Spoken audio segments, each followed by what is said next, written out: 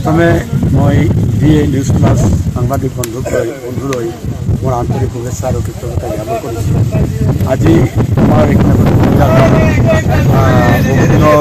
ইয়াত আমার এই কবরস্থান এটা স্থাপিত হয়ে আছে, কিন্তু ইয়াত ওয়ালৰ কোনো কাম কাজ হোৱা নাছিল।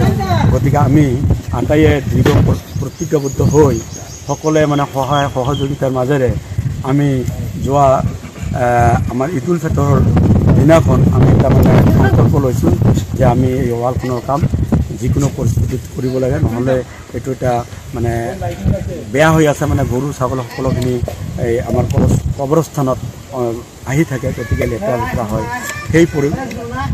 সেই ক্ষেত্ৰত আমি সকলোৱে মানে ইয়াত সংকল্প লৈছোঁ ৰাইজৰ সহায় সহযোগিতাৰে।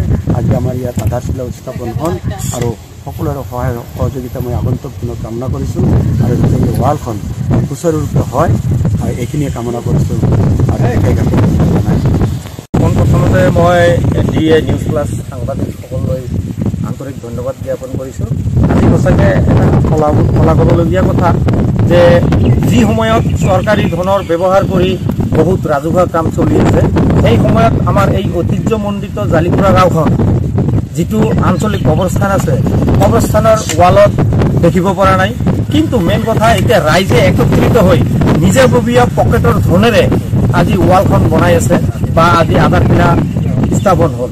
গতিকে মই ৰাইজক অনুৰোধ জনাইছোঁ এই ৱালখন নিৰ্মাণৰ কামত যাতে সকলোৱে আৰ্থিকভাৱে সহায় সহযোগ কৰি এই কবৰস্থানখন ধুনীয়া এটা কবৰস্থান বনায়, তাৰ কাৰণে মই সকলোকে আন্তৰিক ধন্যবাদ আৰু শুভেচ্ছা জনাইছোঁ।